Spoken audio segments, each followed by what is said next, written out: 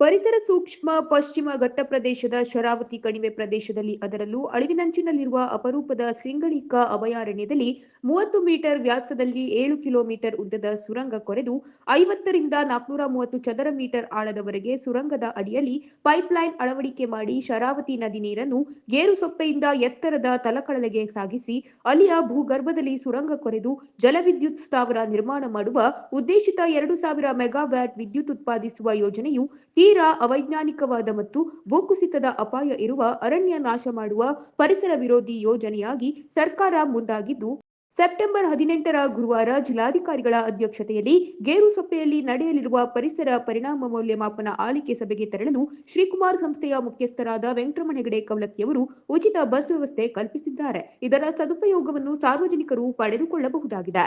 ಈ ಸಂದರ್ಭದಲ್ಲಿ ಶ್ರೀಕುಮಾರ ಸಂಸ್ಥೆಯ ಮುಖ್ಯಸ್ಥರಾದ ವೆಂಕಟರಮಣ ಹೆಗಡೆ ಕವಲಕ್ಕಿ ಮಾತನಾಡಿ, ಮಾನ್ಯ ಜಿಲ್ಲಾಧಿಕಾರಿಗಳು ಸೆಪ್ಟೆಂಬರ್ 18ರ ಗುರುವಾರ ಗೇರುಸೊಪ್ಪದಲ್ಲಿ ಸಾರ್ವಜನಿಕರ ಅಹವಾಲು ದಾಖಲಿಸಿಕೊಳ್ಳಲಿದ್ದಾರೆ. ಹೆಚ್ಚಿನ ಸಂಖ್ಯೆಯಲ್ಲಿ ಸಾರ್ವಜನಿಕರು ಹಾಜರಿದ್ದು, ಪಂಪ್ಡ್ ಸ್ಟೋರೇಜ್ ಯೋಜನೆಯ ಬಗ್ಗೆ ತಮ್ಮ ವಿರೋಧವನ್ನು ದಾಖಲಿಸಿ ಈ ಯೋಜನೆಯನ್ನು ಕೈಬಿಡುವವರೆಗೆ ಹೋರಾಟ ಮಾಡೋಣ.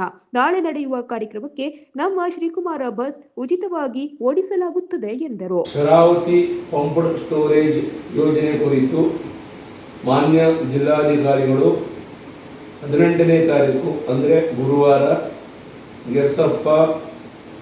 ಗೆರ್ಸಪ್ಪದಲ್ಲಿ ಸಾರ್ವಜನಿಕರ ಅಹವಾಲನ್ನು ಆಲಿಸಲಿದ್ದಾರೆ, ದಾಖಲೀಕರಣ ಮಾಡಲಿದ್ದಾರೆ. ನಾವು ಸಾರ್ವಜನಿಕರು ಹೆಚ್ಚಿನ ಸಂಖ್ಯೆಯಲ್ಲಿ DC ಅವರ ಈ ಸಭೆಗೆ ಹಾಜರಿದ್ದು ಪಂಪ್ಡ್ ಸ್ಟೋರೇಜ್ ಯೋಜನೆ ಬಗ್ಗೆ ನಮ್ಮ ವಿರೋಧವನ್ನು ದಾಖಲಿಸಬೇಕು. ಹೆಚ್ಚಿನ ಸಂಖ್ಯೆಯಲ್ಲಿ ಈ ಕಾರ್ಯಕ್ರಮಕ್ಕೆ ಭಾಗವಹಿಸಬೇಕು.